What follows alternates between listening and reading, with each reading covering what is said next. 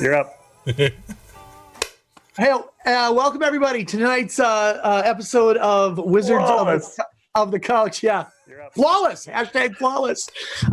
Thanks for joining us tonight. Our topic is going to be everything D&D, and we're just going to kind of let it range out. We're going to talk about a lot of stuff.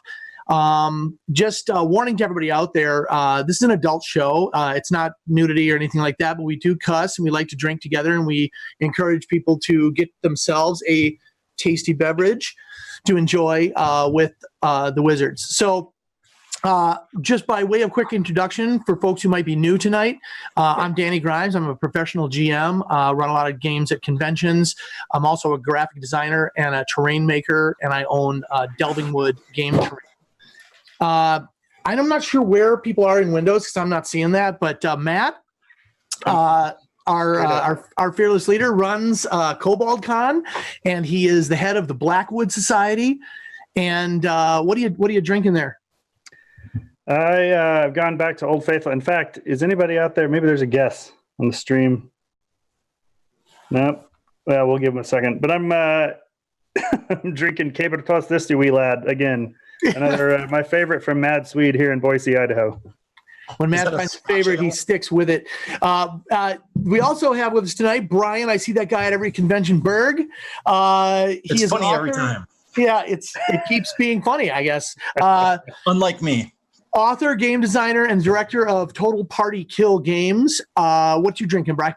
You know, I was taunting you guys with this before, but this cup says more, and it's just a very large glass of homemade apple pie moonshine. So I'm going to do my best to sip casually as You'll be picking you up the floor before the end of the hour. Hashtag sip casually. Every time we say D&D, you got to take a drink. Oh, fuck that. Yeah. That's awesome. Acquisitions intoxicated. And last but not least, we have Jimmy Duffy. He is the chief reject over at Praetor's Reject channel. He runs several shows a week, usually over at our channel and over Praetor's Rejects. And he keeps the stream running here and makes sure that we have all of our technical stuff taken care of. So we are 4 GMs that like to come together here on the couch and talk about all things role-playing, tabletop, D&D, all systems. We're a little bit agnostic that way. But tonight we have a special guest who goes back really to the root of this hobby and has been involved in it throughout his life. And I guess I'll just get right to it. We're welcoming Luke Gygax tonight to the show. He is known to probably most people as the son of Gary Gygax, the co-creator of Dungeons & Dragons. But he himself has authored a lot of role-playing game accessories, and he's also been involved in the hobby for a long time. And I think my favorite thing about Luke is that he is the guy who organizes GaryCon right here in my home state of Wisconsin. Whoa, Badgers!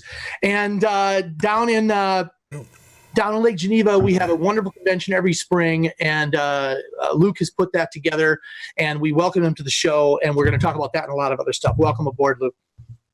Hey, great to be here, guys. Yeah. So, obviously we kind of start out with a standard 3 kind of questions, but these questions seem to me kind of redundant for somebody who's been involved in this hobby as long as you have. But I guess something of the origins of the hobby probably is something our viewers want to hear a little bit about. So could you maybe tell us a little bit about the early days back in Lake Geneva, just to give us some grounding in this thing? Well, sure. So I was born in 1970, so I was pretty small when my dad was writing the manuscript that would become Dungeons & Dragons and collaborating with David Arneson and others to make that happen. Jeff Perrin, whomever, my brother Ernie and Rob Coons and all those guys.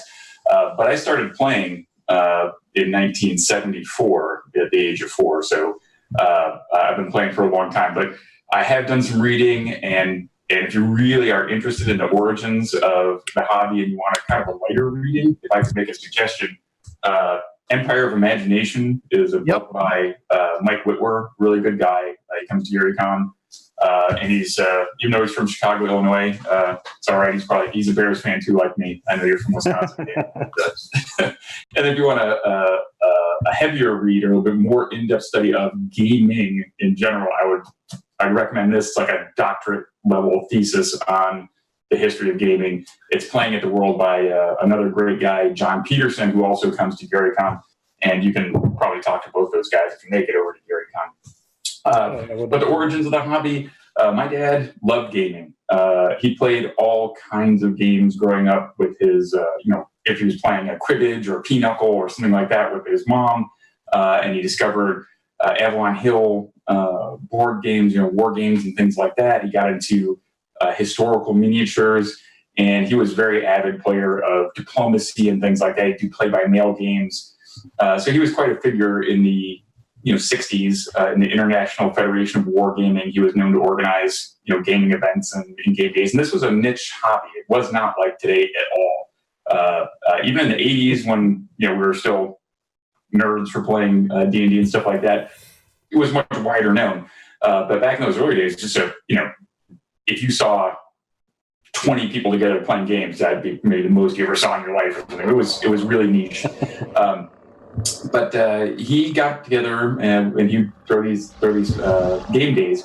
And I think in 1967, I believe it was, with Gen Con 0, he invited 10 or 12 people to come and stay the weekend at our house. Now, of course, he had 4 kids at that time and lived in a pretty small place. So my mom wasn't a big fan of that. So he had to figure out a way to hold a convention. So he started Gen Con in 1968 with the International Federation of Wargamers there in Lake Geneva. So if anyone doesn't know the name for how the name Gen Con came about, it's the Geneva Convention because it was a war game convention, and it's got shortened to Gen Con. So my dad started that, and he was amazed. He had 50 people show up, and they all paid $1 to play Saturday at the Vertical for Oh, if only it was $1 today. Yeah, but it covered the rental fee. So he was ecstatic about that because he did all the work by himself for that event, with a little help from my mom, of course.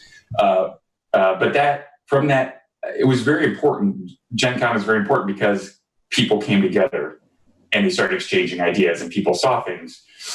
So out of that mixing together, my dad heard about, in the 1972, I think it was, he heard about a guy doing these fantasy Bronsteins.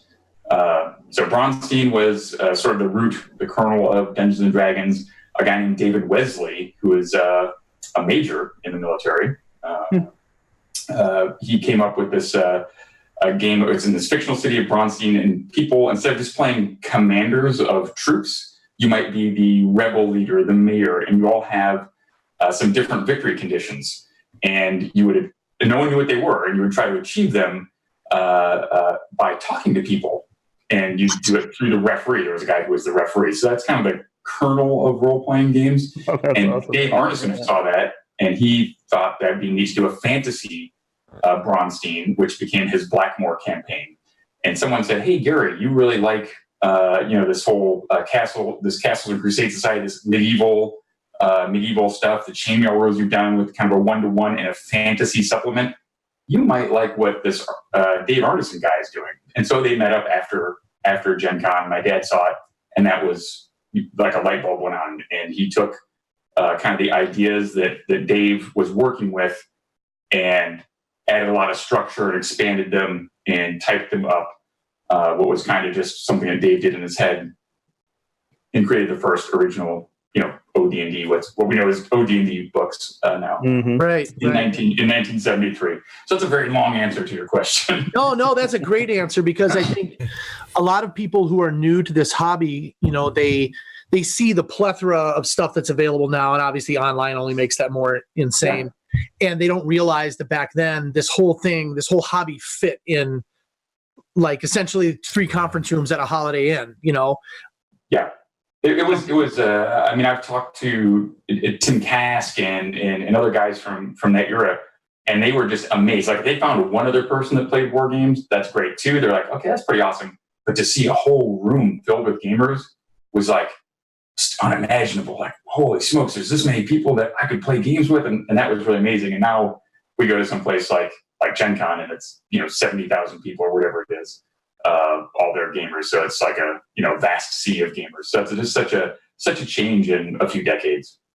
I have to say, though, even when I'm at Gen Con and I wander into one of those big open game rooms, I still feel that same way, though. I'm just, it's obviously it's a little more tried and true now, but it's really cool to like see the nerd population gathered in one place for a common cause. Yeah. Yeah, I remember my late 70s, of course, but going to my dad was in the War Gamers Club of Wichita or something like that, and it was like an abandoned warehouse almost that they had brought some tables in, and there was maybe 10 guys, and they had their own little patch and everything and that was my first exposure to gaming as well, and it was totally back room.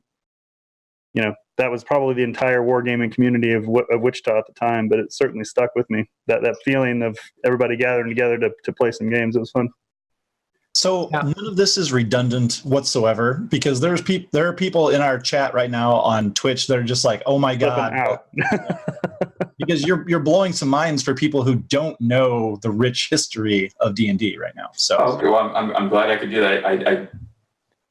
I talk about it a little bit just because, to be honest with you, my father, spoiler alert, my father lost the rights to Dungeons and Dragons in about 1985, I believe it was, when he lost control of his company. Of course, he was a shoe repairman at the time that he created Dungeons and Dragons. He'd been an insurance underwriter before, which is why if you look at the old manuals, there's a lot of probability tables and things like that. That's what he did.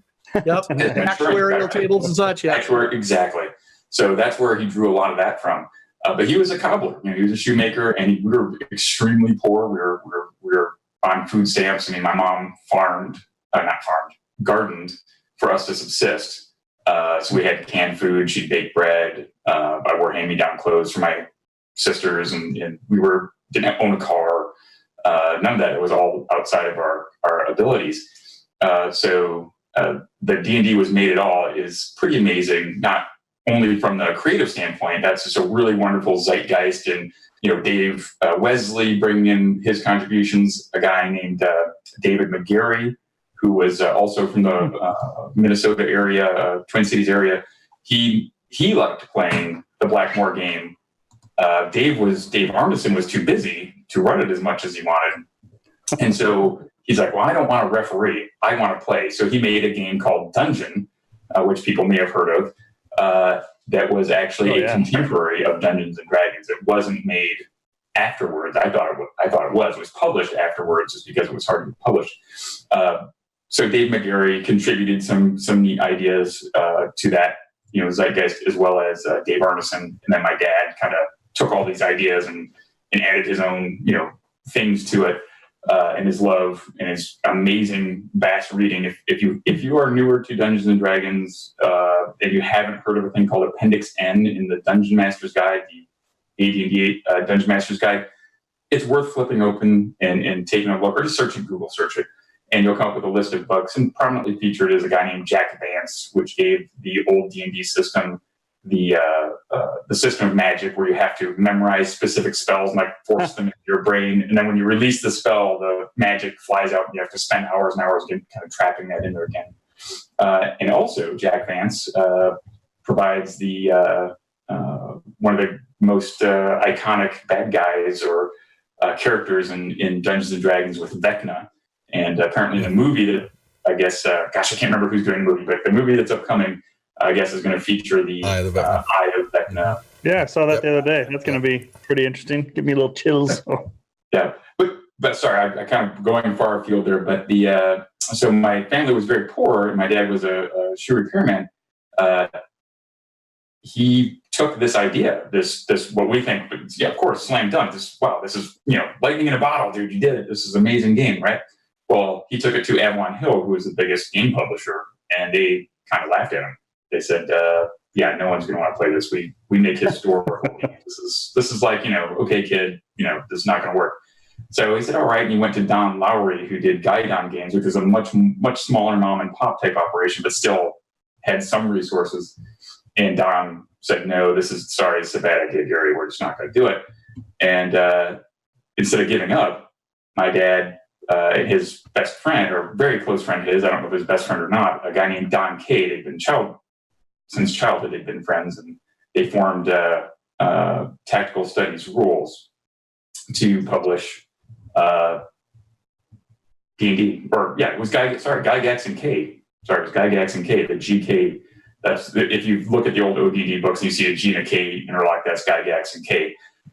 So Don Kay borrowed $1,000 against a life insurance policy to provide funding for the printing for the first D&D manuals. And my dad wrote those on a Smith Corona manual typewriter, not even an electric. So he banged that out on a Smith Corona manual. So that was a lot of late nights in the basement, or actually in the side den doing that, which you can go see if you're in Lake Geneva at 330 Center Street. There's some nice people there, and you can arrange to even stay there. You can game there. It's for rent. So 330 Center Street, I think they have a Facebook page or something. If you Google that, you can probably search there. Yolanda Frontme is a very nice lady, and has been kind enough to keep that going and allow gamers to be there. But yeah, so my dad basically gambled, put everything. It's not like he had a fortune or anything like that, but he put all this time in there and hitched his fortunes to this thing. He thought this game is so good it could sell 10,000 copies. So, which was like an astronomical. Just a little. Yeah. So he thought I would do 10,000 copies, and he was blown. He's like, "We got to do this." So it was, there's a lot of people that contributed to the zeitgeist, and of course, I'm certainly biased. It's my father. I have a lot of respect for him and love him deeply. But I also think that without his passion, without his drive, without him founding Gen Con that enabled this coming together, that the ideas to flow, where we got people together who made Dungeons and Dragons, and then of course all the things that he did afterwards, including the Dragon magazine. That was also something that he started up and was very important. I mean, younger gamers may not realize how important periodicals were, but before the internet, that's oh my gosh, yeah. What's a periodical? Books. Yeah. It was the lifeline. That was the only way that I knew there were other people out there for a time. Mm-hmm. Right. Well, I think I'm going to class this up a little bit by popping open a Pabst. Oh, nice. Nice. Badgers. I thought that was a Foster's there for a second. Yeah, that's what I thought too. All Australian. Yep. So the only history that, before we get into kind of the more interesting questions about what's going on now, I just wanted to say that I interacted with your dad several times at Gen Con when it was at Parkside at the UW. Oh, yeah. And which is kind of an interesting time to be at Gen Con, because suddenly there was a lot more space and it wasn't as full as it had been in previous places. So like finally we could spread out and have tables and like all sorts of crazy stuff. And so we were very excited to be there. And I remember I stopped him in a hallway, and as was typical back then, you could ask Gary like a rules question, And so I said, I'm running this game, I'm doing this thing, I don't remember what it was. And the thing that struck me about your dad that I thought was super, super cool was, here's this dorky kid saying, how do you do it? And he patiently listened to the whole thing, and he goes, well, how would you do it? Like, how did you do it? And I, no, Mr. Gygax, blah, blah, blah, and then and he goes, well, it sounds pretty good to me. I'd say just keep doing it that way. And it was really, it formulated really the whole idea in my mind that once you are running your own game, you have to make it yours. Like whatever's written on the page, that's great guidance, and that's gotten you to that point. But like to have permission from like the guy, like go. It all makes sense now, Danny. Yeah, it does. It does. Seriously, we were standing out. I remember where we were standing. He was smoking a cigarette, standing outside the doors to the building, and I was like, I'm going to talk to him. I'm doing it. I don't care. And all my friends were like hanging back in the shrubs. It was awesome. So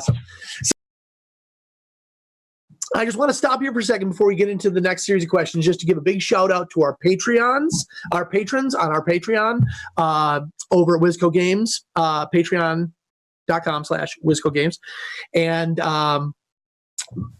Matt, why don't you tell them about what just went up today on the Patreon? The Lair of the Kraken just went live today on our Patreon, which is, I think, just under 20 pages, but involves a little bit of super sleuthing through a remote village out on the coast, and maybe some cult activity involving a kraken. So people that are on the Patreon have already gotten our 50 magnificently murderous mimics last month.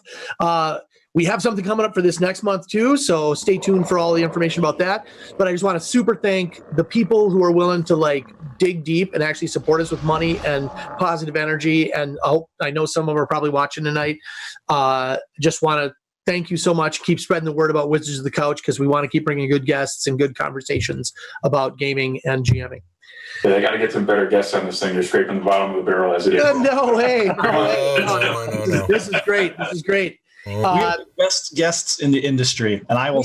We do. So I know that we were just, obviously talking about your dad and your dad's contribution, and obviously there's a segue to be made there between that and Gary Con, which is after all, named after your father.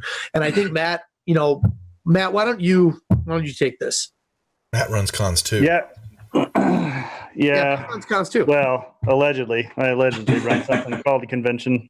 So we were talking about, or you were talking about Gen Con earlier. What was kind of the evolution for those of people in the audience that aren't really tracking the evolution of away from Gen Con in Lake Geneva?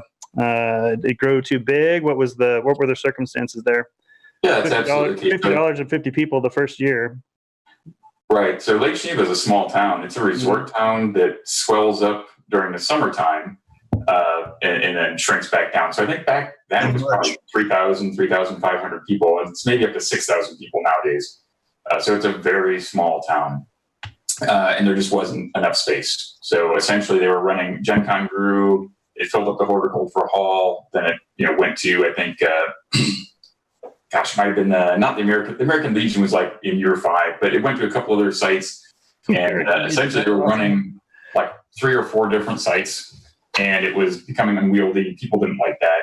It was hard to run. And so they said, well, you know what, if we went to Parkside, they could get it at a decent price, and they had all this space. And I think they jumped over there in late 70s or 1980, something like that. 1980 is the first year I was there.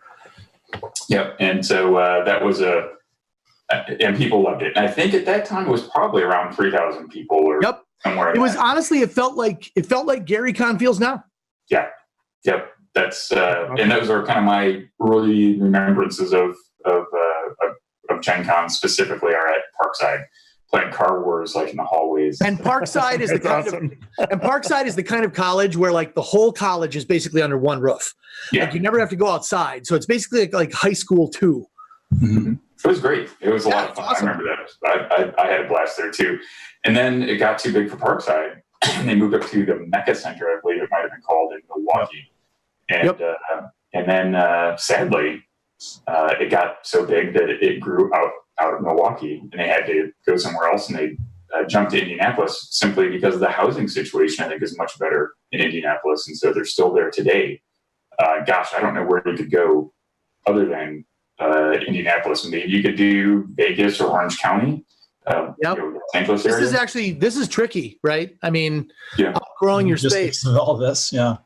It is. I'm telling you, outgrowing your space is rough, and I'm at that point now. I was just going to say, let's fast forward 30 years, and now we're at Gen Con 12 coming up in March, right? 16, March 26 to 29, yeah. 26, yeah, 26. Yeah. And what's the space situation like this year? I know there's been I've seen some online discussions about people scrambling for housing now.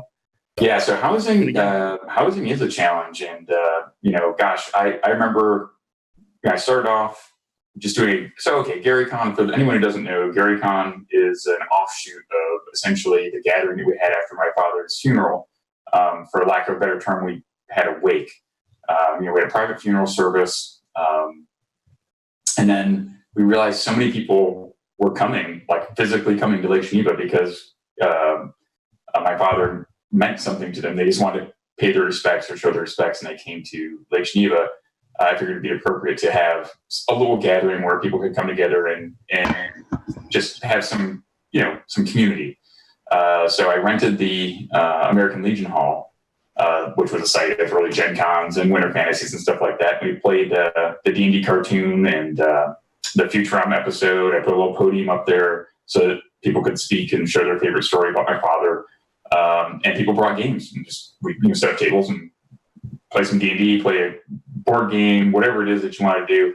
There was food and drink available, and people had fun. So we hung out for a few hours, played some games. I don't remember much of it because it's a blur. I mean, for anyone who's lost a parent, you can probably understand any big event like that. But at one point, towards when we're getting ready to wrap things up, someone said, "Hey, Luke, this was really a lot of fun. Great idea. You should do it again next year." And I said, "Oh, okay, yeah." I said that. Okay, maybe I'll do that. And I believe it was Jolly Blackburn, who's the author and illustrator for Knights of the Dinner Table. He said, "You can call it GaryCon." And I said, "Okay, yeah, that's a good name for it. I'll do that." Of course, I didn't realize at that time that fit their world. They have a character called Gary Gygax, who's a build of my dad, Gary Gygax, and another important old school designer, Steve Jackson. So Gary Gygax is the head of Heartache Games, I believe, and they have GaryCon instead of Gen Con. So I got permission from Jolly to use that name. It was his idea, and he's said that's cool. And anyway, I made GaryCon with a space between it. Theirs is GaryCon, one word. Yep. You're in the clear. Yeah, so the next year I had GaryCon 1. I rented the American Legion Hall again. I did no planning. The only thing I did is I made T-shirts that had a little lizard man on them, and just said GaryCon 1. And I think another one with a Tom Wom drawing. It was I think Gygaxosaurus, which was like my dad kind of is like a little snit figure kind of looking thing. And we had those T-shirts. It was pretty cool. And that was it. And I just said, show up. I didn't charge any money or anything. And like 175 people showed up. And from there, it kind of grew. People were so kind, so generous. They held a little auction and said, "Oh, you can't pay for all this yourself. Let's help you raise some money." And the guys from Kenzer and Company brought some, overstocked books or whatever to give to people who donated. And so it was really wonderful. And I ended up with like $400 extra.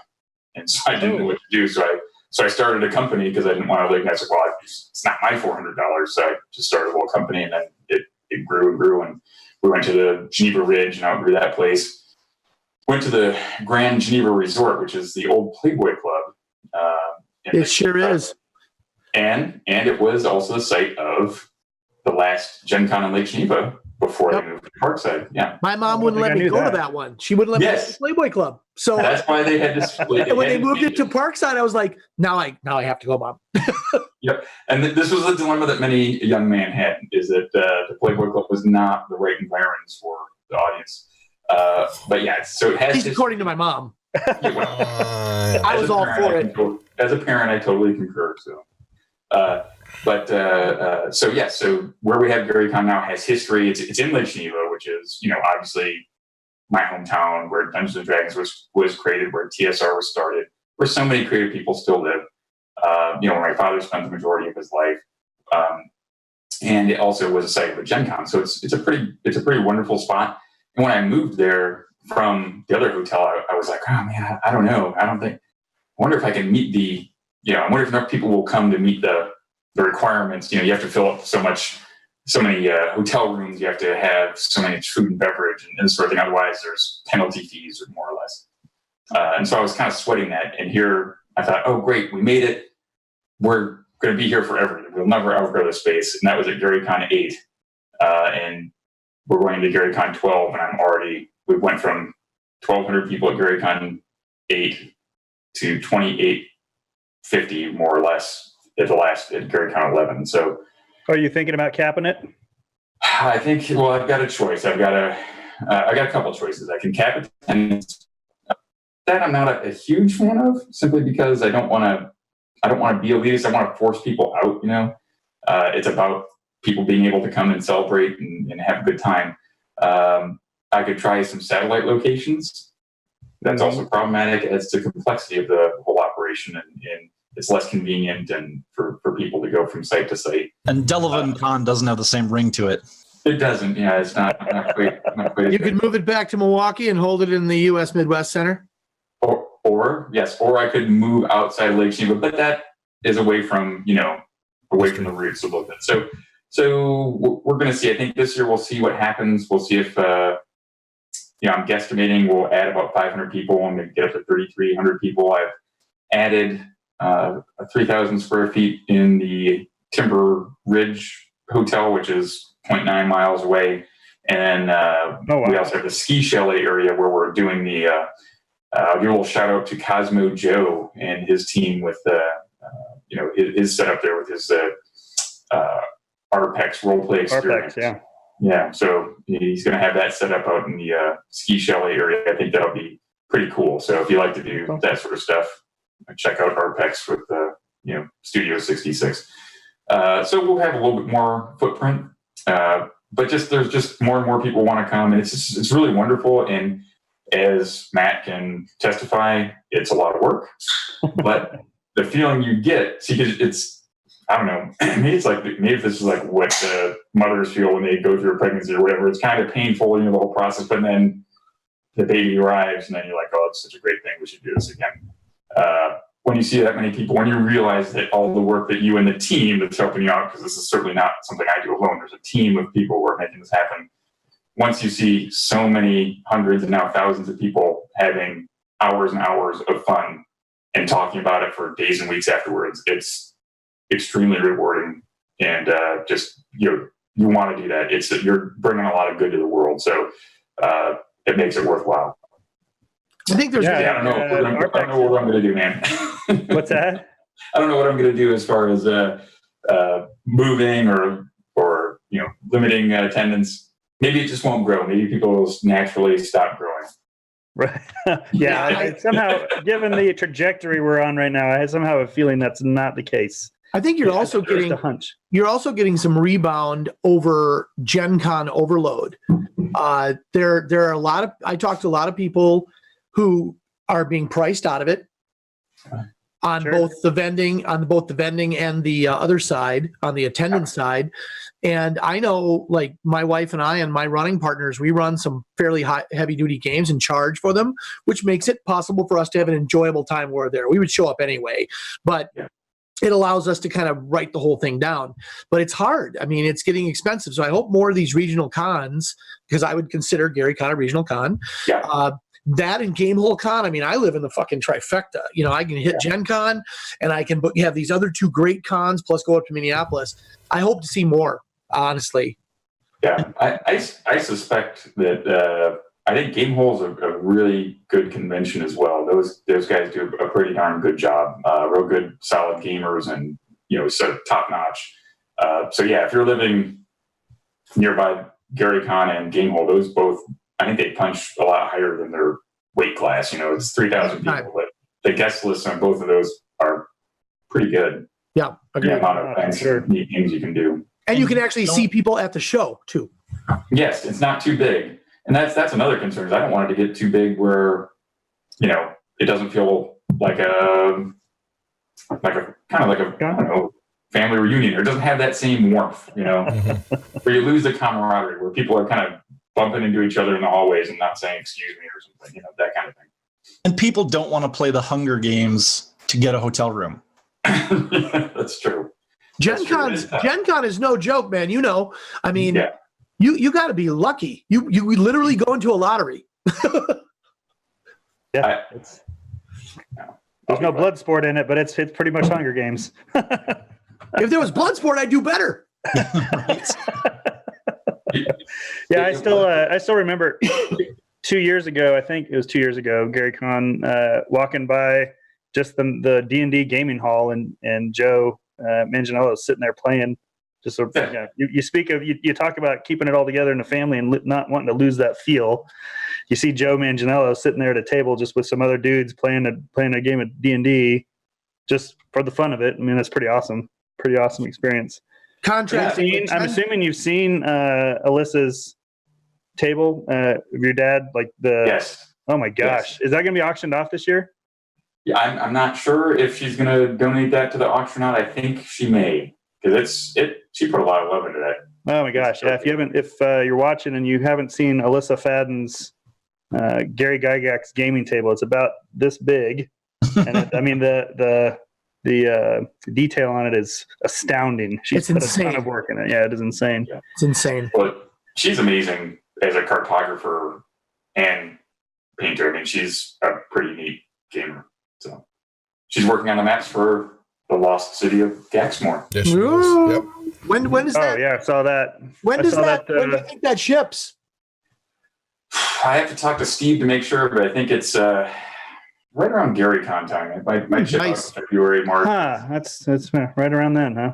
Yeah, Mm. right around that. Huh. Fiddly dee. Interesting. So I can be signing. Well, I know all the four of us will be there, so we'll look forward to maybe getting our hands on it as well. Oh yeah, Alright. absolutely. I've got a I think couple you can questions. still jump in and get it on backer kit too when it's available. So it's Lost City of Gaxmoor 5e. You can Google that. It's from our good friends at Troll Lord Games. Right on. Go ahead, Brian. You were saying? Yeah, I've got a couple good questions for you, Luke. So one, this blew my mind when I finally put some things together. The Circle of Eight, you know who I'm speaking of, yes? Mhm. From Greyhawk. Many of those personages are based on real player characters. Am I correct? Yes. If not all of them. So when I learned that Jim Ward spelled backwards was Dramige, I was like, the fuck? Yeah. Right? And Yeah. is it true that you were Melf? Yes. Yeah. Melf was my character. I played Melf. He was after Otis. My first character was Otis the Ranger. Once he died in a terrible mishap in, Or Otis. in the Tomb of Horrors. Then I started up Melf, and I played him mostly solo. So I was a fighter magic user, elven fighter magic user, and I would just go into the Castle Greyhawk and did some adventuring and built up some levels. Like you do.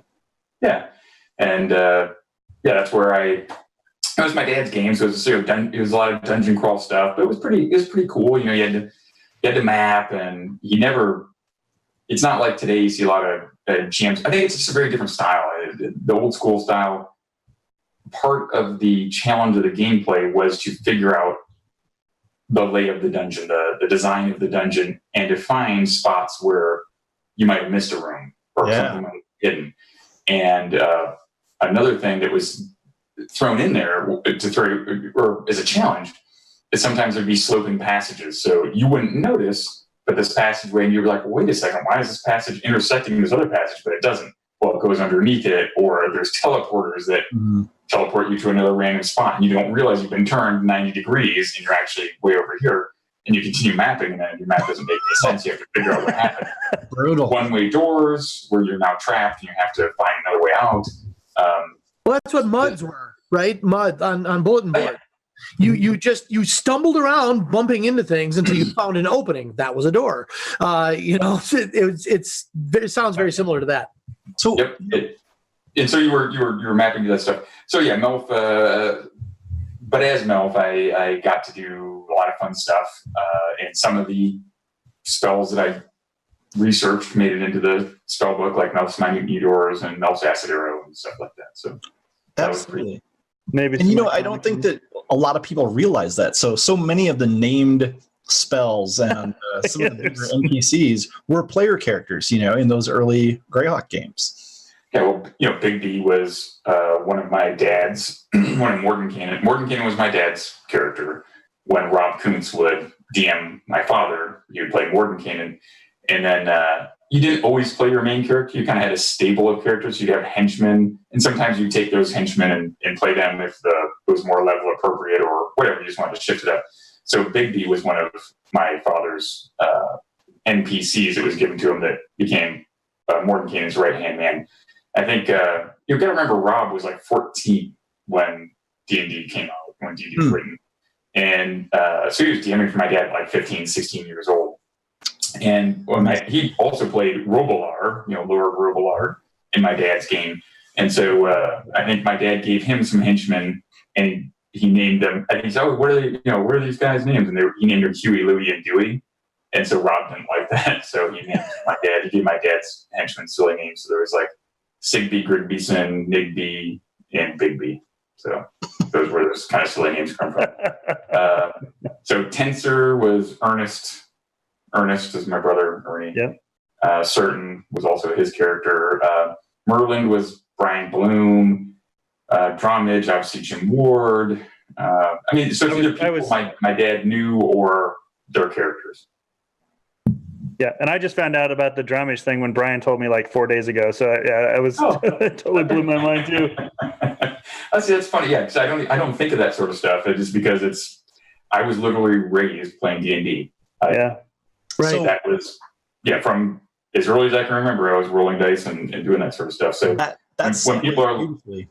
Yeah, I sold. I created some throwback dice to the the old Chinese original, the art craft dice that came out, the pink 6-sider and the green 8-sider, and original set of dice.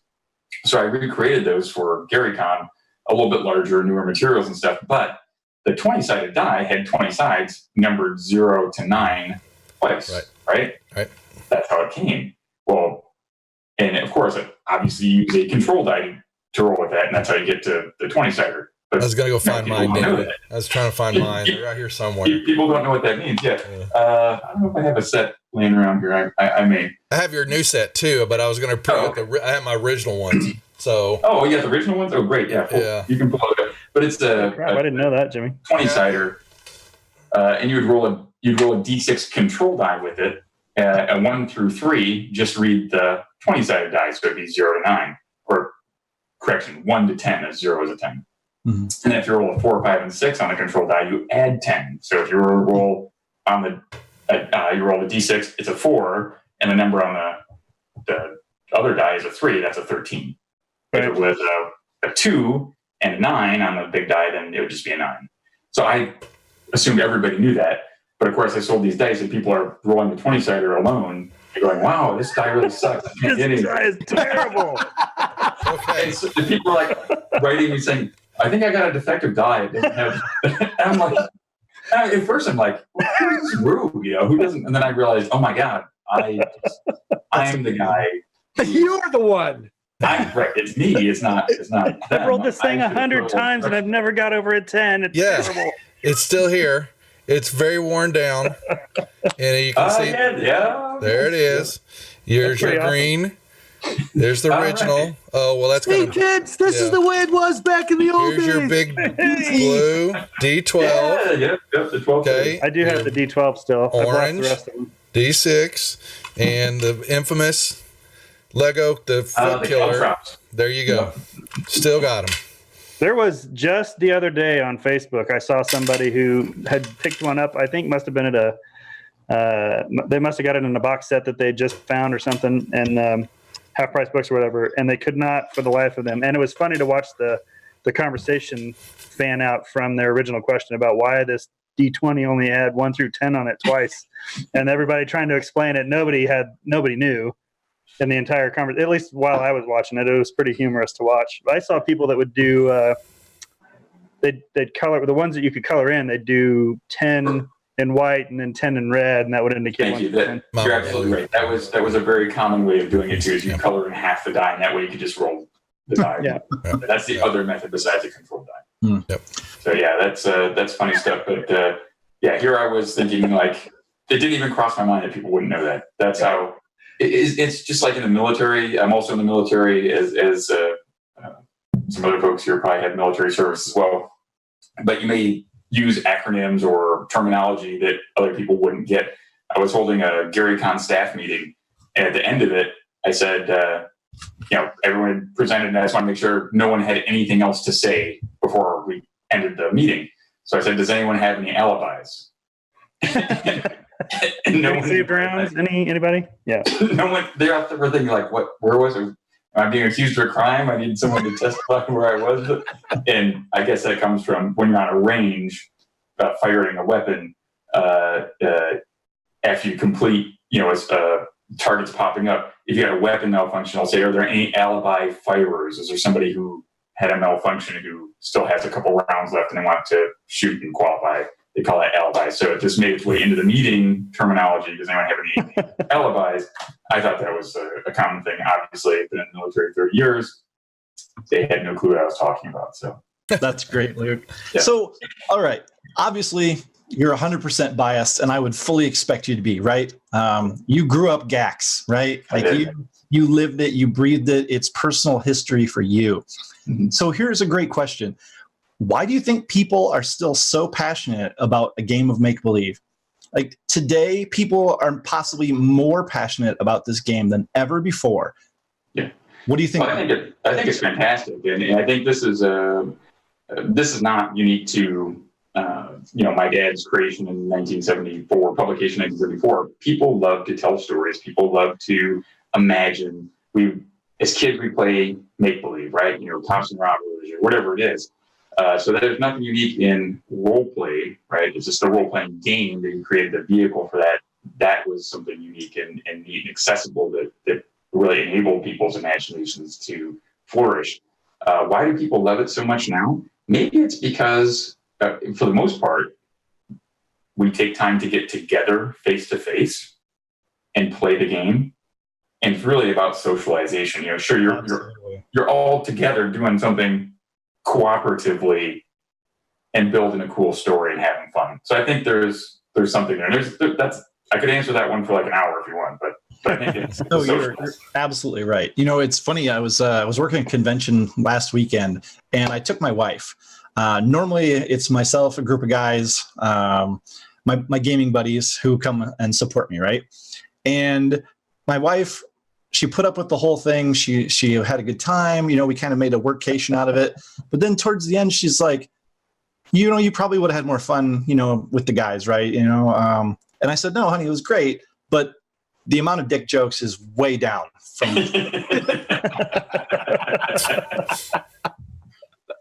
So absolutely, it's the social bonding. D&D is our social glue. It's the football. It's the poker night. It's whatever you want it to be. But you go into Castle Greyhawk with some people, and it's going to leave a memory, right? Yep. Yeah. There's so I believe, and I'm sure other people have said this as well, or maybe they haven't, but I think Dungeons and Dragons, it makes such a big impression on people, and you form such fast friendships. Why is that? Why is it different than, maybe your bowling league? You probably have good buddies in your bowling league, but I would argue that your D&D group, I still talk to guys who I played with, when I was 18 or whatever, and I don't see them very much anymore, but I see them at GaryCon. We're still buddies, right? After all these decades. And I think it's because you invest a little bit of yourself. You're playing this character, but when you recall, I'm playing Melf. So say I was playing Melf and another guy, I don't go to the person and say, hey, do you remember when I was playing Melf and you were playing this other guy and we went and rolled some dice and defeated this creature, right? No, I'm going to be like, hey man, do you remember we went down there and we got this dragon, you threw that spell, and so we're talking in the first person. So for us, we're role playing, and sure, we're sitting around the table, there's no real risk, there's none of that, but it's us, we're doing it. We believe there's some risk. There's risk to our characters, which we value, right? And you got, oh man, we got to make that roll. I don't want to use this last, charge on this magic item or what. So you're putting all this tension in there. Right? Yeah, right. So it's kind of like if you're in maybe a sports team or go into combat or something with a group of folks. That's exactly right. When you form a band of brothers. Down to one hit point in your bowling league. Yeah, right. Yeah, and then you needed your buddy to save you. Yeah, this is great stuff. So I remember those high tension moments where everything's riding on a die roll, and yeah, it's really neat. And I think the benefits rolls into another thing. So that's why you form these fast friendships that span decades and years. And this is not just me; it's you guys, and it's our viewers and everybody else are going to have the same experience. Not only that, but when you're playing D&D or maybe even other role-playing games, you're rehearsing a lot of skills that are useful in life. So why are a lot of nerds successful, or why are a lot of kids who play D&D maybe do better academically? Well, there's an argument that, hey, you're really preparing your mind to learn in different ways. You're seeing a lot of, now English and math, and you're learning about physics. Like, hey, guess how Melf's minute meteors got here, right? I was made 5th level as Melf and magic using. Got Fireball. I had to roll to see if I could, learn the spell on the table. Yeah, I got it. So I went to, open up a room, kicked in the door, had to roll my D6 to open the door, right? It's old school. So open the door, and what do I see? I think it was ogres in the room. And it's like, how big is the room? It's about 30 by 30. I'm like, yes. And I got initiative. I was like, fireball. So, of course, the room was 30 by 30, right? So area-wise, I'm safe. But is it an area of effect still? It's a volume. Right. So I learned a little about physics, right? And so volume. There's only 15-foot high ceiling. So fire came washing down the corridor. I had to make my saving throw. And I failed, and I had to save for all my items. Oh, yeah. You see that kid? Oh my God. Almost didn't make saving it. for all your items. Yeah. So I was pissed. So I was like, that's BS, dude. That shouldn't happen. I should know. He's like, well, I told you the dimensions of the room. It's not a perfect science. It's just, it's like, you want something else. I was like, so he made me spend time and tell him what I was looking for and, research, pay money to get the all the lab and spell components and write things out properly and take time out of game. But I came up with, I wanted smaller fireballs, right, that I could direct. So we had no slimy meteors, and that's how that came about. It occurred to me too, something you said earlier is not to get all meta about it, but in this game we have the player and we have the character, and those are largely separate, right? Yeah. But then that person that was saying, remember when we did that thing? Yeah. That's the player character. We have this third thing that is the player character. It's not separate. It's us and that thing. Yeah. Because we have to do the talking amongst our friends, but then we have to take actions with these other entities, right? I mean, it's crazy. I think there's something to it there, Well, and just think about when you're playing your character, you might be like, well, what would my character do? I would run, or this isn't smart, but my guy's kind of arrogant, so he's going to do this or whatever it is. So yeah, I mean, it's really useful, I think, in giving you a lot of practice and trying out different, not only just maybe as a teenager or something like that, trying out different personality aspects, but simply reading a room, small group dynamics, persuasive speech, problem solving. There's just a ton of things, the advantages that you have, and I think it helped me out considerably. I think in my copious amounts of spare time, I need to write a book on playing and leadership. Well, all right, Luke. So I want to turn forward now and looking at some of the things that are happening currently and going forward. Because, the start of the game was pen and paper, and now we have a plethora of online management tools. And, we came out of the basements to streaming over hundreds of channels now, which you yourself have been, participating in a great deal of late. I think even a private airplane was included in there somewhere. I believe so. Private jet plane.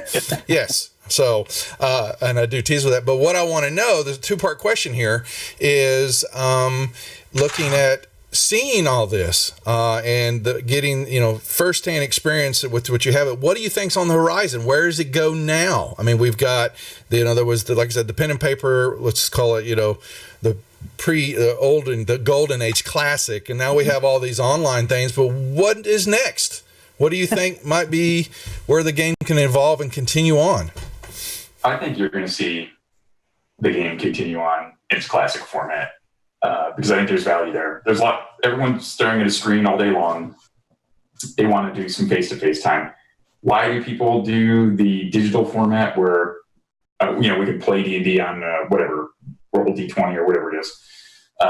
Because they want to play with their group because that's their buddies. And we live in a world where you might go to high school together. You spend all this time developing your great friendship in your campaign world, and then you get jobs all over the country. Well, you can still play together that way. So I think that's a substitute. I think if people have their druthers, most people will be face to face. So I think that will continue on. However, for your gaming, I think you will see people use less books already, and they're going to use their computers or their tablets and that sort of stuff to rapidly look up their spells and get things like that. I love D&D Beyond. That's very useful. Going forward, I think there could be, but this is a different experience. This is not really the same as role playing, like at the table that I would see. But I think there could be an augmented reality aspect to D&D. And I've talked about it with some people. I came up with some pretty cool ideas, but this didn't. I thought there was an opportunity maybe to have like a D&D demonstration or D&D, an AR D&D game at Comic-Con in San Diego last year, but it didn't happen. But I think you can. I think it would just be really cool if you have your VR goggles on or whatever it is, or even if you have the screens. The walls are made up of screens, whatever. You can cast spells, that would let you dispel an illusion or read magic writing, or you could throw a fireball, and if the walls could light up like fire, you could, creatures could die. He's coming. I think it would be really cool. I think you might be able to get there. Is that in the next 10 years? I don't know, but I think that could be where we're going. Kind of like your laser tag, but way cooler. Are we going to get the Ready Player One kind of worlds going? I don't know. I don't know. I don't think we're going to get there anytime soon. But we might get some walkthroughs and things like that. Again, I think that's different. I really think you're going to see people sitting at the table and finding an excuse to socialize face to face. That's important to human beings. Well, that leads into the second question, and I'll do a shameless plug here because I see some of the guys in chat. We will be at GaryCon this year. Lord Gasumba, my channel, Praetors Rejects, Wizard of the Couch, Nightheart Gaming, and Carlos Leasing. We are actually going to be speaking at a roundtable there at the con. I think it's on Saturday, talking about streaming, online gaming, and the different. And I just put the link in the event in the chat there, talking about that. But y'all are coming out. Please come to the session, and we will be talking all things technical. But bringing this around, now you're talking about, keeping the classic style. And with what's happening with some of us will say there is an overexposure, a little bit of a saturation that's happening with the D&D itself. What concerns, how do you, want to, concerns to maybe roll that back a little bit or keep the game in that classic mode? So that we don't leave that, if that makes sense. Okay. Yeah, maybe I don't understand the question. So is it becoming more popular? Are there more people kind of jumping on a bandwagon or whatever? That just means you're successful. That happened in the 80s too. I think it's okay. I don't feel the need to say I played D&D before it was cool or anything like that. I welcome more and more people to play. Come on, have fun. In fact, if you want to play D&D in a way that I don't enjoy playing D&D, but you do, that's still okay. Have fun. It's a game. Have fun. That's the message that imagine. I was just going to say that's the message that needs to be shouted from the rooftops more than anything, is there's no right way to have fun. If you're having fun playing first edition, then good on you. That's fine. Yeah. If you want to play fourth edition, which is probably the most maligned edition, and some people love it, great. Yeah. Play. Have fun. I just hate getting to where you see sometimes people, they've got their phones, they've got I love, like D&D Beyond is a great tool. I'm a Fantasy Grounds guy. Matt's one of the guys with the Roll20s. But the concern is getting too much of that, what sees with it's in our face all the time, over let's get onto the table and let's get the plane in that, have that interaction going on. I just want to make sure we don't lose that. And okay, I see what you're saying. Well, that's a problem that it's really just a different level of technology. Because don't you have the guy who wait a second, DM, it says right here in the book this. Yeah. You guys say, hey, slow your roll. I'm the DM. This is what's going on. Put it down. Got it from the man now. We can put it down because I have this every week in my game. The rules say this. I don't care. It's life. Get over it. Yeah. Now here's the caution though. If you are a DM who's shooting from the hip, but you're making a different call in a similar situation, there's not predictability, you're going to hit your players. Consistent. So that people, then they're going to be like, this is BS, I'm out of it. So you got to have some consistency. Consistency rules, that's true. But I still, as the rest of the group will tell you, if my players get out of line, I just kill them. Oops. There you go. So, random damage. Just kill them. True. Sorry. He does that. So, hey, this has been an excellent conversation. I'm learning a lot of interesting stuff, and I know our viewers are as well. We're going to go to a station ID real quick. I had a question that was super meta and got into celebrity and Mercer effect and all that. We're skipping that shit. I do want to ask one quick. Mercer's a great dude, by the way. Oh my God, he's awesome. He's awesome. No doubt. opinions vary. You know what I'm saying? And voices carry. My real quick question is, Tuesday references. I heard that back in the day that a lot of GMs at some certain point in this would actually be behind a full body screen while they were running the game. Do you know anything about that? A full body screen? Yeah, like they would be like a dressing thing? Yeah, well, like almost like if you go to a convention now, like put that tape and drape so you can't see the GM. They run like that blind date talk show back in the early 80s. They were all behind that. right. The dating game. Exactly. So somebody Player number one. that your dad and various other early did that. No, never. That's an urban legend. That's bullshit. Yeah, you heard me. Okay, we can say that's bullshit. That's bullshit. That's bullshit. Yeah, for sure. Well, I have been wanting to ask you that question. I tried to ask you last year at GaryCon, but you were slammed. So now I don't have to ask. So anyway, we're wrapping up this segment. I think, Luke, are you going to hang for a little while longer? We got some GME stuff to talk about. Yeah, I totally can. I think just the full body screen. I just had this vision of. Do you remember the Golden Child? Yes. Talk to the snake lady or whatever. What the hell? They're like smoking a cigarette back there with some backlight in. Right, exactly. So, hey, we are with the couch. It's me and Matt and Brian and Jimmy, and we are joined tonight by Luke Gygax, son of co-creator D&D Gary Gygax, and an all-around really great guy. I'm sure it'll embarrass him to hear me say it. And he also runs GaryCon. It's coming up next year. Everybody should, put it on their calendar. But we'll all be there, so you should definitely go. We will be there. Yep. We're going to maybe try to do a show from there this year. I think we're ready, right? That would be amazing. Yeah, that's a great idea. Actually, wait, we're not ready, but we're going to do a show. Well, so that's like every other week. That's a nice segue for when we come back, talk about getting into streaming and not being ready. I got a story for you. Okay, great. So you can find us all over social media as Wizards of the Couch or Wizards Couch. We're on Twitch. We're obviously Facebook, Instagram, YouTube. You can also find this show later this week, clips and such on YouTube at YouTube / Do we have our name yet? Yeah, we do. It's Wisco Games. It's on the bottom of the Twitch page. It's on the Twitch page. Cool. Yeah. And then also support our Patreon. That's what keeps this channel alive. Is we need just a little bit from everybody, and we want to gather the masses to really make this thing happen more and more and more, and put up more interesting stuff for you folks. So, a couple of recent releases. Matt, why don't you talk about the Forest Queen? Sure. Forest Queen's Radiance is actually in re-release. We had a couple of things to rewrite here just this week and got it re-released. That was for a Kickstarter for Skull Splitter Dice.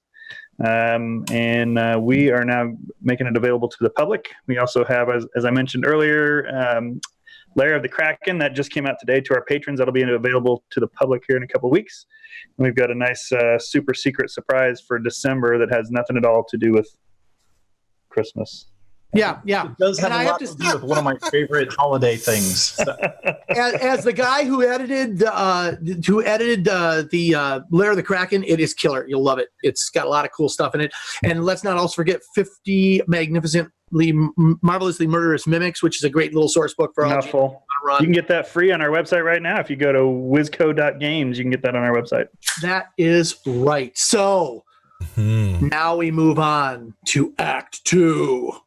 This is the how-to section. Talk a little about GM's advice, and I think right off the bat, one of the things that we've been seeing all over the net in the last couple of weeks is people, GMs and players, being challenged by being in that social interaction we were talking about. We gather around that table, but then people butt heads.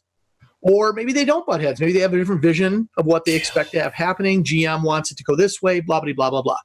We put that all under the imprimatur of difficult. The GM's being difficult. The players are being difficult. So maybe we start by just defining that a little bit, Matt. And why don't we let's talk a little bit about dealing with difficult characters. Well, I think the first thing, that's a really nice segue from when we were talking about playing what's fun for you. And I think a lot of times I feel like the majority of the time when this comes up is when maybe it is at a convention or at a game store when you're not playing with people you're familiar with. And maybe that's when you get out in these left field questions. Because you see, in particular, maybe with the virtual reality or the VR, virtual reality, VTT, Caber toss this, you lads. It's local. Cheers, Matt. Cheers, Matt. That's well done. The VTT community in particular that has a lot of pickup games, and they'll have a difficult player. They'll have that difficult player, that difficult GM that they don't agree with, but they'll go there, go right to the internet to get advice and maybe make themselves feel better about how they feel. I don't know exactly, but everybody has those experiences. And how do we deal with it? Like Brian, how do you go about if you're at a table at a convention and you've got that one guy or gal that just is trying to run the table? I just had this at TsunamiCon a couple weeks ago, so I know what my answer is. But Brian, how do you go about handling that? Well, I mean, in our very first episode of this show, we talked about session 0. Mm-hmm. And I mean, even running at conventions like Gary Con or Kobold Con, shameless plug, I will absolutely tell the players, hey guys, here's the game that I'm about to run. This is kind of my expectations. Granted, I already know the characters because I usually make them, but set those expectations from day one, get the players to be on board.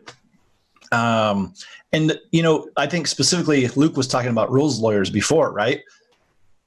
Man, those people want to espouse their knowledge, right? They want to wow the rest of the table with how much they know about the game.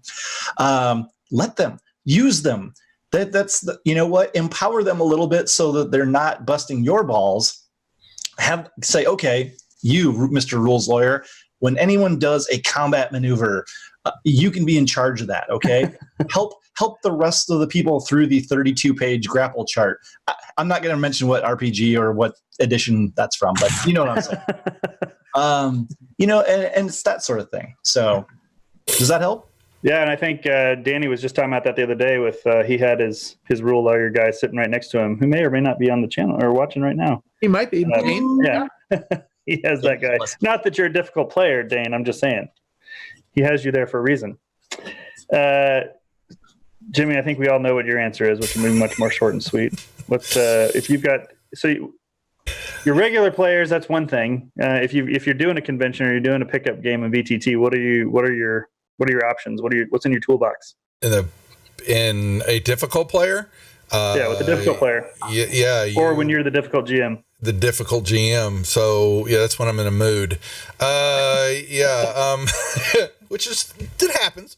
There's a couple of people in here, Bashman, that I put in timeout is what it basically goes into. They go into timeout. Luckily I've only had to deal in the beginning of the channel. And like I said, we've talked about it before, butting heads, and I will usually defer if the player is going to be that adamant about it, knowing that they're probably not long for in the session or whatever, they'll get their way, and let them run it. And, if the rest of the players want to continue playing and it hasn't ruined it for them, then just move on. Yeah, you let it go. But, they may not get that invite back to another table. That's all. So, sure. If I may interject, if you're at a convention game, you probably just want to smooth it. It's probably not worth taking the time to correct. To correct it and kind of get that shared understanding and make sure everybody's on the same page. But a technique you can use is, it should have been this, that, or everything. Okay, great. And then just mitigate as the GM, right? Yeah. Okay, great. You got this backstab or whatever. Are you doing triple damage? Fantastic. My creature now has whatever. I'm just going to mark down 3 points. Yeah, you're good to go. And then you just shape it the way you need to go. Minimal resistance, just kind of, it's a game in the end. It's a game. Not, Right. You're there to have fun. But you don't want one jerk to spoil it for the rest of the group either, right? Right. Yeah, in my experience, I do two things. I just say we have a lot of little weird hand signals at the game, like hand on heart means we're talking meta, things like that. And I'll just give the thumbs up to someone if they're really arguing with me to stop them and say, all right, no precedent. I'll let it work that way. But it's no precedent. We're not setting a precedent. That way they understand that I'm letting it happen now because, hey, it's not that big of a deal, but I need more time to think about it. It's like when someone tries to pin me down on what the town guard's name is. I say it's in here somewhere. I don't really know what it is, but if Higby, Rigby, and Bigby, I think. Yeah, exactly. Digby, all those guys. but I think more than anything else, like I had a player who just consistently would go, he didn't want to be with the group. He wanted to come to the table, but he never wanted to be with the group. He'd always be off doing his own thing. So eventually I just wrote up a 1-page script of shit that could happen to him and that he could learn. And then literally he would sit there. I would do like probably 45 minutes worth of thing and be like, can I do my thing now? And I'd be like, roll a couple dice. I'd give him a slip of paper that had his new thing on, and he'd digest that. And I'd go back to the rest of the players. And we went on like that for months. He was happy as a clam because he just wanted to be the one who got secret knowledge. So I just made up some secret knowledge and I gave him secret knowledge. And he actually ended up being really pivotal at the end of the game because he had tons of secret fucking knowledge. But he refused to ever be with the group. And it got to the point where my wife, who's a big gamer with me, was like, do we have to like ask this guy not to play? And I'm like, man, that's not cool. I mean, he's trying. He's just not very, he's just not with it, So yeah, that's my 2 cents. Integrate. Always integrate. Right. Yeah. And to pile on what Luke was saying earlier, I think there's a lot of leeway in just basically fudging. I mean, if they're going so far off the rails that they are doing triple damage based on the feat combination and skill set that they've acquired over the last several levels, then you just have to accommodate that as the game master and be ready to let it not ruin the story for the sake of the one guy who's min-maxed his dude. I just wanted to take a moment to recognize that Matt is wearing a really cool shirt, even though you can't really see it quite as well. Oh, there you go. That's actually probably my favorite Gary Con shirt. I think that's my favorite Gary Con shirt too. Yeah. So and plug to James V. West.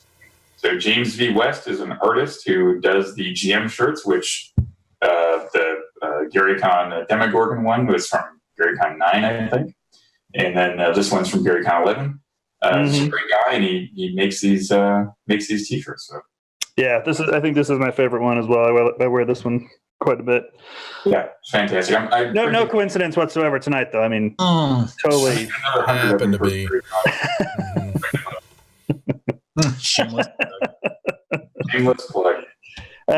So a couple other things. To go to Gary Con, where would you go? How could you find out more information?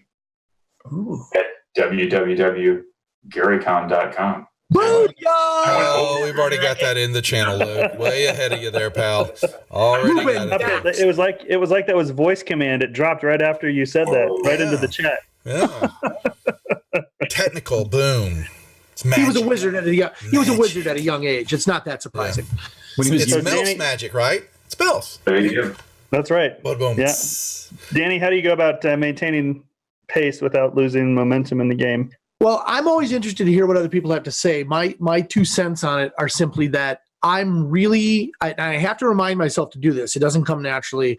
I have to remind people constantly when the game kind of bogs down, whether it's being caused by a difficult player or maybe just the players they're not taking action or they're kind of in a lull. I try to reintroduce the idea that there are stakes. Like, this is what will happen if you do nothing. And my players probably tired of hearing it. I say this all the time. This is what will happen if you do nothing. And then that usually is enough to move them forward a little bit. And then I usually, if things are lagging, I might use cuts. I might use a cut scene or like just take a break. Maybe everybody just needs to like stand up, move around, get the blood circulating because their brains have kind of shut down. And then just using basic tropes of drama, which is like repetition to build tension and things like that. But like, it'll happen a lot of times, like after a big combat, like when you're taking that breath. If I have 2 hours left to go, like I need to get them back up into the game again. So I'm curious as to what people do kind of to get the game moving again. Anybody really? Yeah, I think we go ahead. That's an easy one is throw combat at them. That usually engages people again. So if you throw an immediate danger at them, it'll get them thinking, get them moving, and then you can shape it the way you want to go. So just throw a little action at them. I think that works. Right. The action can be a trap. It could be a hazard. It could be anything to get them to roll the dice, I guess. Yeah. Yeah, it doesn't even have to mean much. It could just be, hey, some goblins attack. They fight for 2 rounds. They kill all the goblins. Now their thirst for blood is slaked. There is some truth there, unfortunately. Yeah, that might be a blog post at some point.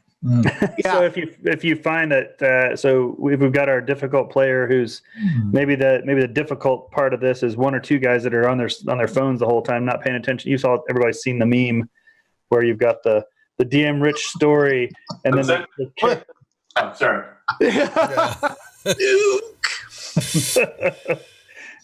And the character's drowning underwater, and I don't remember exactly what it says, but it's basically the DM or didn't listen to the story, so now they're drowning out paying the consequences. So if you've got that guy at the table who's not paying attention, throwing combat might be a good way to throw in combat or some sort of action check at them to make sure that they're engaged in the game and putting their dang phone down.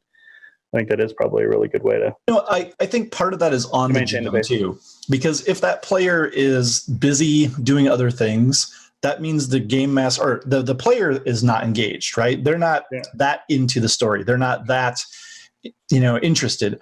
So the GM needs to find a way to pull them in. Give them a moment of focus. Give them, hey, maybe you only noticed something that's relevant to the story, draw them in. Give them a little spotlight.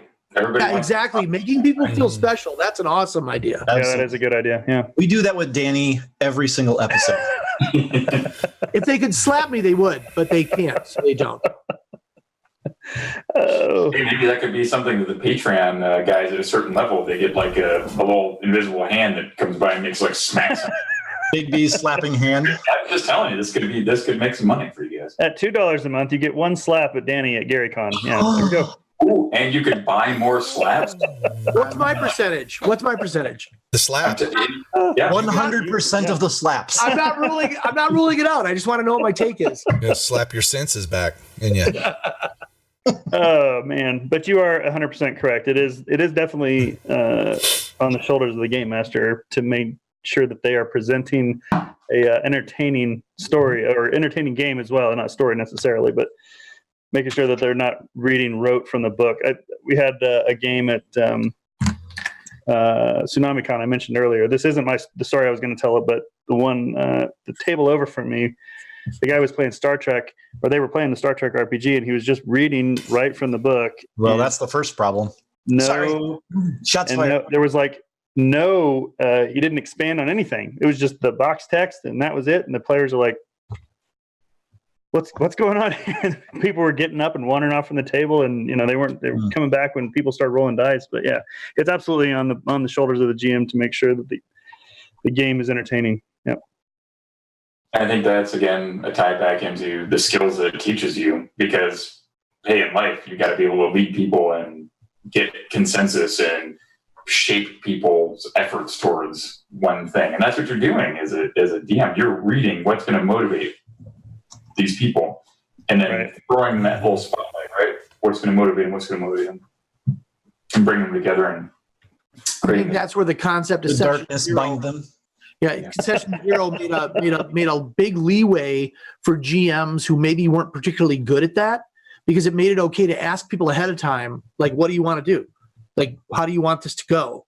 And I think that's what you're saying is exactly right. You got to keep digging through your toolbox, because it's not okay not to finish the job just because the first tool didn't work. My dad would not have been down with that. He'd be like, you keep digging, bro, until you find the tool that works, and then you finish the job. And not that it's a job. I mean, we're having fun, but at the same time, my job is to have my players have a good time. And for me to have a good time too, See, now that I think bears exclaiming, okay? People forget, like the players are all like, man, I'm having such a great time, or my GM's a jerk or whatever. It's a cooperative game. We're all at the table to have fun. Some people maybe have fun being a storyteller. Some people like to be the main actors in the story, right? But we're all there for the same reason, right? We all want to be entertained. We all want to be part of something greater than ourselves, So yeah, I don't know. I think it's just important to remember that the game master is one of the players as well, even though they're not playing as one of the player characters. Mm-hmm. Yeah, I think we could peel back that onion for an hour in and of itself. And there's so many people that don't understand why they aren't a good GM. I mean, you see those questions all the time. Like, why am I having problems doing this? Well, we don't really know how you're presenting the story. We don't know how you're interacting with your players. We don't know if you're reading straight from the book and not expanding on anything else. Yeah, we don't know. It's not easy. Yeah, secondhand accounts from GMs about why things went wrong is a perfect example of an unreliable narrator. Yeah. You cannot like I don't know. Did he present the problem like you just did? Yeah. Because if you said it just like you told me on Facebook, I totally know what I would do. But I am having a feeling like that's not how it went down. These are all reasons why Luke drinks. Pabst. Yeah, That's right. I was there at the beginning of all the good parts and probably some of the bad parts too. So, that's as with any hobby.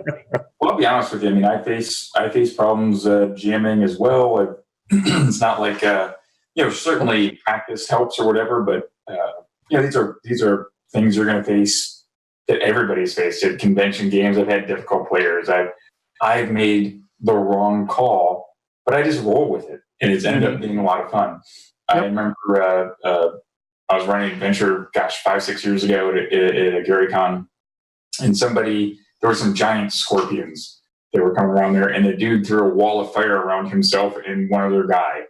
And I just kind of glanced at the spell description just to familiarize myself with it, and I was like, oh, the diameter of the wall of fire is such that he would take damage, right? But it specifically says later on, you don't take damage if you're the caster, right? You can cast around. So I had him cook himself and his friend. And he didn't argue it. He just went with it or whatever. And that was great. It's a story that when he sees me now, he still laughs about it. It was great. Hey, remember that barbecue a couple years ago? Yeah, remember you killed me. Thanks, man.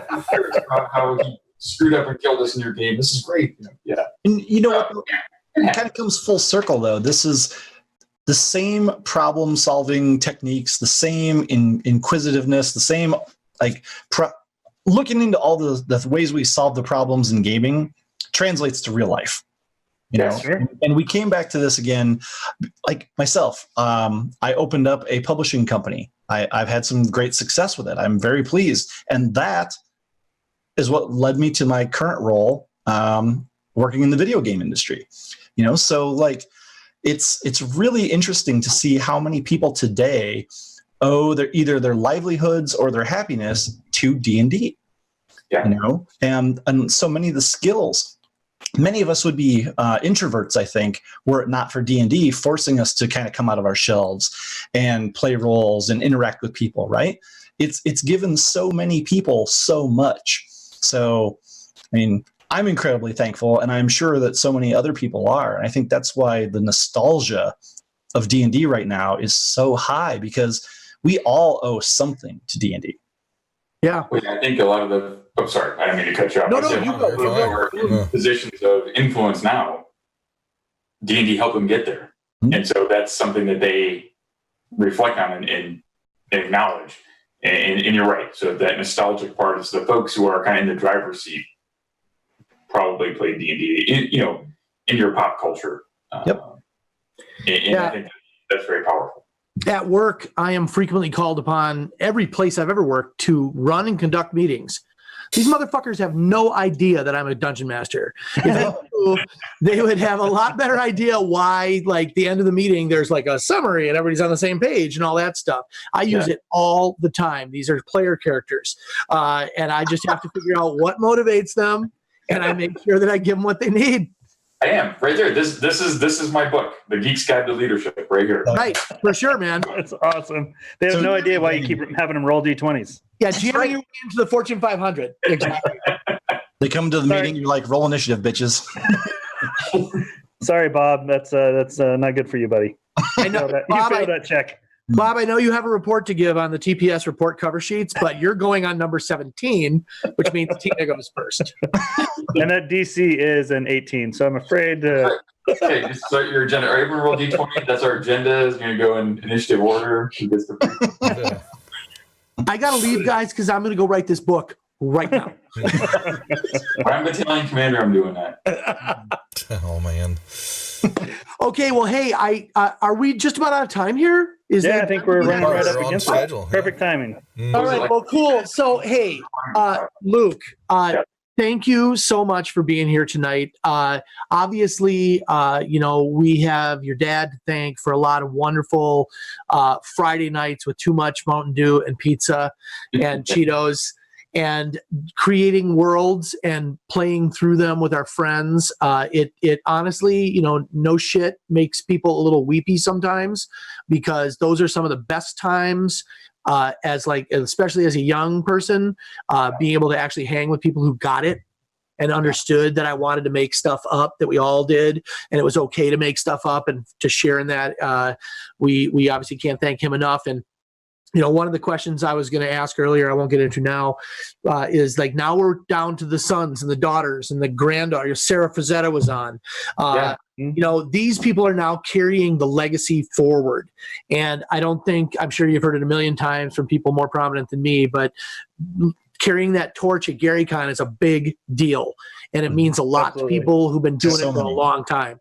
So, and I know it's a lot of work, and I know it's probably brain baking by the time you get to that first day before the show, but we all super appreciate it, man, and we will support you however we can. Thank you. Mm-hmm. Yeah, 100%. Thank you. And honestly, it's just such a wonderful legacy to be able. I'm so fortunate to have this legacy in my life and to be able to carry the torch forward, to be able to advance it, to be able to do what I do along with the rest of my family. It is just such an honor, and the love that I get from everyone in the community. It's amazing. So thank you guys, and thanks everyone who has supported GaryCon or helped out in any way. I mean, it's very sincerely appreciated by me and all of my family. It's just really, really, really wonderful to be able to go there every year. And typically, obviously, when your parent passes and they're no longer there, a lot of times you bear that mostly alone. But here, this sad anniversary every year has become this amazing celebration of happiness and joy and community. And thank you. I can't say enough. So no, right on. My pleasure. And the thank yous are pouring out over the chat as well too. So. So GaryCon comes up March 26th through the 29th of next year. We will all be there. Luke obviously will be there as well, carrying this forward. And so thank you so much, Luke, for taking time tonight. We are the Wizards of the Couch, Matt, Brian, Jimmy, and me, Danny. And you can find us here on the first and third Monday of every month doing what we do here, which is sitting down with folks who have contributed to this a hobby that we all love and enjoy, and can tell us a little bit of behind the scenes, give us a little bit of history, as well as like what they're doing in their games and how it works out for them, because we have way more in common than we have in difference. That's for sure. And if we bring that energy to the table, I think it's always a positive thing. You can find us all over social media, aside from just here on Twitch, catching the show live, which we love it when you do. You can catch us on YouTube later in the week. There'll be clips that you can kind of come back and see what the conversation was about. You can also find us all over, like I said, Facebook, Instagram, all those places we're social media. We're on that social media. We're on it. And where are our podcasts? Where are our podcasts, Brian? Tell us. We're on Spotify. We're on Google Play. We're probably on the Apple What's-a-Majigger. The Who's What's It? We're on the Google. We're on the all you Utes. We're on the Googles. We're on the we Youthy. It is Youthy, and I should probably plug my like social media here. Please, shameless plug. Do. Really difficult. Luke Gygax on Instagram. Luke Gygax on Facebook. Or Gary.com on Instagram. Shameless plugs. No, that's good stuff. Hey, speaking of which, real quick, who are your top guests for this year? Who do you got coming? Oh man, I don't know about top guests. There's just pick one, Luke. Pick one top guest. No, I'm just kidding. Two guests. Mike Pondsmith is coming, and Matt Willard are coming. No kidding. Joe Manganello is coming back, so that's cool. I think Brian will be there. That's pretty important. Every convention. He's at every convention. I'm trying to think when was even my first GaryCon. I want to say it was like 4, maybe 3 or 4. Yeah, you were there pretty before. Yeah, James Lewis. God, we're like 18 together in the Army. So yeah, he may have somehow introduced us. So I believe so. Yes, he's like, hey, I know this guy. So he's the most infamous guy in the industry, James Lewis. That's right. we're gonna wrap up. We're gonna wrap up. No, maybe we're not gonna wrap up. We can keep going. We can do this Yeah, honestly, this could just go on and on and on. But we're gonna wrap up. You have to pay extra on the Patreon to do this. Yeah, this will be that extra minute at the end. That's behind the scenes footage. All the secret- There is actually. Look, you guys. I mean, I should charge you guys a consulting fee. This is good stuff right here. Yeah. This is I quality. still owe you from consulting from last year on Kobold Con. Let's go back to the beginning days of Gary Con when it was a doll, the chief. Let's go back to that. That was the best times, right? I'm all about the Benjamins now, brother. So Yeah. This is some quality bullshit that you want to stick around for. Oh my God. Say goodnight, Okay. Danny. More of the latter. Hey, thanks again, Luke. You were It's my pleasure. absolutely a treat to have on the show. Thanks for all your insights and giving us that good perspective. Stick around, everybody else. Last call is coming up in just a few minutes. We're going to go dark for a minute. And when we come back, we're going to be doing last call. Do you want to share the topic, Matt, or do you want to keep it a secret? Rise of boutique RPGs. Booyah! Rise. Wendy's, Arby's, Rise. Stranger Things. They're all making Cool their stuff. Good night, The 11 folks. See ya. See ya.